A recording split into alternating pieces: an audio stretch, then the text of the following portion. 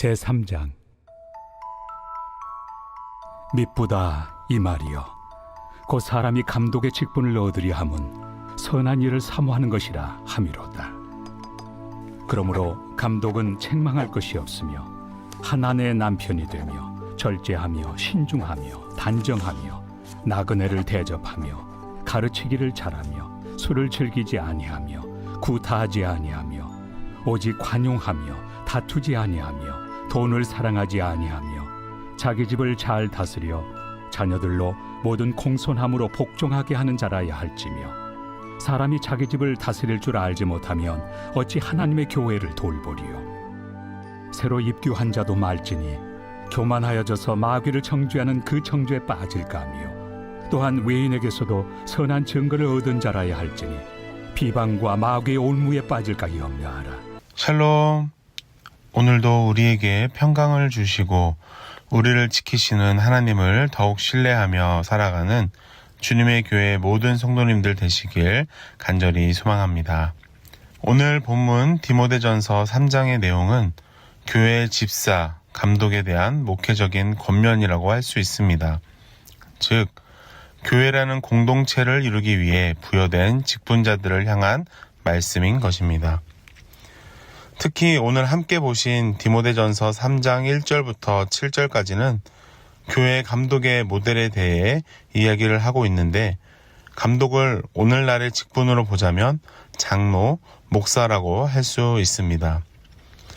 3장 1절에 나온 감독이라는 단어는 헬라어로 에피스코포스인데, 이 단어를 잘 살펴보면 위에서 살피는 사람이라는 뜻입니다. 하지만 위에서 본다는 것을 들었을 때, 그러면 목사와 장로가 교회에서 제일 높은 사람이냐라고 생각하실 수 있지만, 그런 높낮이가 아니라 교회라는 조직, 공동체를 더 잘 보기 위해서 조망한다는 것을 의미합니다. 그러니까 감독, 즉 장로와 목사가 더 높은 곳에 있는, 건드려서는 안 되는 그런 존재다라는 것이 아니고, 교회 전체를 보는 그런 직분의 역할을 사도 바울은 이야기하는 것입니다. 그리고 그 이후에 집사의 직분을 받은 사람이 교회 각 부분에 깊게 들어가서 실무적인 일을 하는 직분이라고 보는 것과 대비가 되는 것이죠. 교회라는 공동체가 잘 유지되기 위해서는 멀리서 숲을 보는 관점도 필요하고, 자세히 들어가서 나무를 보는 관점 모두가 필요한 것입니다. 그래서 사도 바울은 오늘 본문에서 감독은 이런 사람이어야 한다라고 말하고 있는데, 먼저 교회를 영적으로 돌보고 교리와 삶을 감독하며 공동체를 보호하며 인도하는 책임자로서의 역할을 말하고 있는 것입니다. 그래서 사도 바울이 말하는 교회 안의 감독의 직무는 믿음 공동체의 삶에 긍정적으로 기여해야 한다고 강조하고 있습니다. 그래서 1절 후반부에 나오는 것처럼 선한 일을 도모해야 하는 것인데, 여기서 말하는 선한 일은 교회 공동체를 올바르게 세우는 것을 말합니다. 감독의 직분으로 내가 명예로워지고 권위를 가지고 교회 안에서 직분에 따라서 신분의 높낮이를 정하는 듯한 행동은 결코 하나님 보시기에 선한 일이 아니라는 것입니다. 이제 2절부터 7절까지 감독이 어떠해야 하는지를 이야기하는데, 나오는 구절 하나하나가 우리가 삶을 살아가는 데 있어서 부담이 되는 짐처럼 느껴지고는 합니다. 하지만 이러한 삶을 감당하며 살아갈 때 교회 성도들에게 본이 되기에 사도 바울은 감독, 즉 높은 곳에서 교회를 조망하는 사람이라면 이렇게 살아야 한다라고 권면하고 있는 것입니다. 그리고 본문의 감독의 5가지 특성으로 나누어서 볼 수 있는데, 그 5가지 특성은 절제, 신중, 단정, 관용, 가르침입니다. 첫 번째는 절제입니다. 먼저 감독은 한 아내의 남편이어야 하는 것을 말합니다. 그 당시 에베소 도시는 종교와 상업 중심의 대도시였습니다. 특히 종교 행위를 한다고 하면서 신전의 창기들과 관계를 맺기도 하고 아내 말고 첩을 두거나 그 당시 성적으로 혼탁한 시대였기에 사도 바울은 현재 아내만 바라보고 가정에 충실할 것을 이야기하고 있는 것입니다. 그렇게 에베소 도시는 성적으로 문란한 도시였지만 교회 감독들에게 가정에 충실할 것을 권면한다는 것은 감독은 자신의 감정, 욕망, 충동을 잘 절제하는 사람이어야 한다라고 말하고 있는 것이죠. 또 어떤 것을 절제해야 할까요? 바로 술입니다. 술을 마시는 이유는 너무나도 많이 있지만 결과는 한 가지로 모아집니다. 자기 컨트롤을 잃어버린다는 것입니다. 즉, 자기 절제를 하지 못하게 된다라는 거죠. 혹시 우리 가운데 교회를 다니면서 술을 마시는 분들이 계시다면 술보다 하나님을 더욱 사랑하시기를 간절히 소망합니다. 에이, 나는 얼마든지 절제할 수 있어. 나는 컨트롤할 수 있어. 라고 생각하는 것은 자신에 대한 굉장한 교만입니다. 그렇기에 우리가 술을 마시면서 얻는 기쁨보다 하나님을 알아갈 때 더 큰 기쁨을 얻어서 어느샌가 술보다 하나님을 더 사모하게 되는 여러분들 되시길 간절히 소망합니다. 또한 감독이 절제해야 하는 것은 감정으로 인한 행동입니다.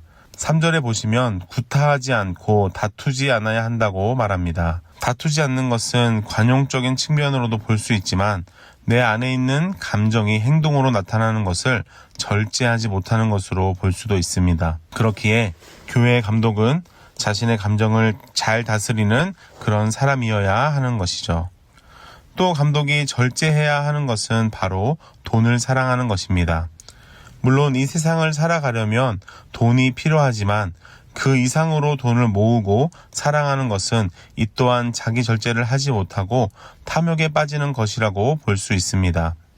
돈이 문제라는 것이 아니라 돈을 사랑하는 우리의 마음을 절제해야 한다라는 것입니다. 오늘 본문에서 사도 바울이 말하는 두 번째 특성은 바로 신중입니다. 감독에게는 신중함이 필요합니다. 그래야 교회를 이끌어가는데 어려움이 없기 때문입니다.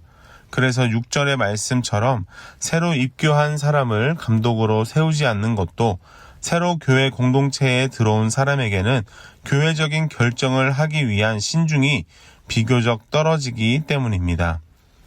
이전에 세상에서 행하던 일들을 교회로 가지고 와서 판단을 흐리게 할 수도 있고 아직 이 공동체에 적응하지 못하고 파악하지 못했는데 중요한 결정을 하는 자리에 서기에는 무리가 있기 때문입니다. 아마 사도 바울은 다른 교회의 상황으로 이것을 경험적으로 알고 있었던 것 같습니다. 다른 교회에서 들어온 지 얼마 안 된 거짓 교사들의 속임수로 인해 성도들이 거기에 넘어가고 바울을 끌어내리려고 했던 것처럼 섣부른 결정을 하게 성도들을 동요할 수도 있기에 교회 감독은 새로 입교한 사람에게는 시키지 않는 것을 권면하고 있다라는 생각이 듭니다. 세 번째 감독의 특징은 단정인데 단정하다라는 의미는 질서가 잡힌 정돈된 상태를 의미합니다. 그래서 단정해야 한다는 것은 옷차림이 깔끔한 사람이라는 의미도 포함이 되지만 그것뿐만이 아니라 삶 전체가 무질서하지 않고 안정되고 교회 안에서 혼란을 야기하지 않고 질서를 잘 세우는 사람이어야 한다라는 것이죠. 2절을 보시면 책망할 것이 없어야 한다라고 말하는데 이것도 삶의 단정을 이야기합니다.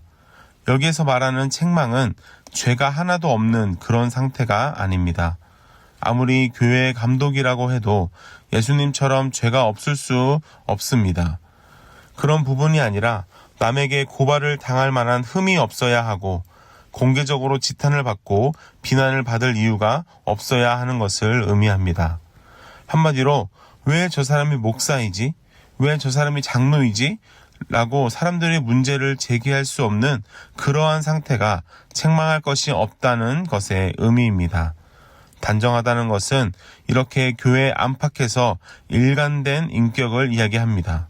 교회 안에서는 단정한 척하고 밖에서는 문제가 많고 또 싸움을 많이 하고 또 고소를 당하고 이런 지탄을 받는 일을 하는 사람은 단정하지 않은 사람이고 감독의 특성에 맞지 않는 사람입니다.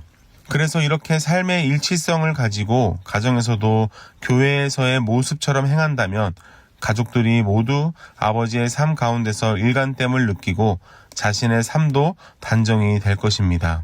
하지만 교회에서는 좋은 모습만 보여주는데 가정에서는 그렇지 않고 말과 행동이 다르고 교회를 다니지 않는 사람이 더 낫겠다라는 생각을 하게 된다면 그것이야말로 가정을 단정함으로 다스리지 못하는 것이라고 할 수 있다라는 것이죠. 감독의 특성 네 번째는 관용입니다. 관용은 많이들 아시는 것처럼 온유함을 지닌 성품, 양보하고 나눌 줄 아는 그런 성품을 이야기합니다. 나그네를 잘 대접해야 하는데 이것의 의미는 박해받는 성도든지 순회하면서 다니는 설교자이든지 가난한 사람들을 잘 섬기는 것을 말합니다. 즉 이런 어려움에 처한 사람도 환대할 줄 알아야 하고 공동체적인 사랑으로 품어줄 수 있는 사람이어야 한다라는 것이죠. 또 하나의 관용의 모습이 있습니다. 그것은 바로 자신의 감정을 타인에게 나타나지 않는 것입니다. 앞서서 절제에서 구타를 하거나 다툼을 하는 것이 절제라고 이야기를 했습니다. 절제에서 자신의 감정을 컨트롤하는 것은 자신의 내면에 대한 문제라면 관용은 내 감정이 다른 사람에게 날카로운 방향으로 나아가지 않도록 하는 모습이 필요하다라는 것이죠. 그렇기에 관용은 타인과의 관계에서 나타나는 특성이 있습니다. 교회 리더라고 할 수 있는 감독은 필연적으로 반대 의견이나 비난에 부딪히게 됩니다. 이때 상대방의 연약함을 품어주고 너그럽게 대하는 것이 나의 감정이 날카롭게 상대방을 향해 찌르지 않게 하는 것이 관용이다라고 보고 있는 것이죠. 그래서 나에게 비난하고 공격을 하는 사람이라도 그 사람을 용납하고 부드럽게 대하는 것이 감독의 중요한 특성이다라고 할 수 있습니다. 감독의 마지막 특성은 바로 가르치는 것입니다. 이 부분은 감독과 집사를 나누는 결정적인 특성이기도 합니다. 그래서 말씀을 잘 묵상하고 배워서 성도님들에게 가르쳐야 하고 말씀만 가르치는 교훈적인 측면이 아니라 교회적인 치리와 교정도 포함하고 있는 것이 가르침인 것입니다. 자세히 말씀드리자면 진리에 대한 바른 지식으로 성도들을 가르쳐야 합니다. 단순히 말을 잘하는 것이 아니라 복음을 오해하지 않고 정확하게 가르치는 능력이 중요한 것이죠. 그리고 그 가르침을 자신의 실제 삶으로 살아내는 것도 너무 중요합니다.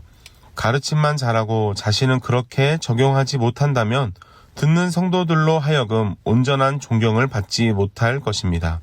그렇기에 감독은 가르치는 바를 최대한 지키려고 노력하는 모습이 필요합니다. 그리고 감독의 가르침을 받았지만 여전히 교회의 질서를 어지럽히는 사람들에게는 치리와 교정을 사랑 안에서 적절하게 하는 것도 잘 가르치는 것이라고 할 수 있습니다. 사랑하는 주님의 교회의 성도 여러분, 오늘 말씀을 듣고 나와는 상관없는 이야기야 라고 생각하지 않으시길 바랍니다.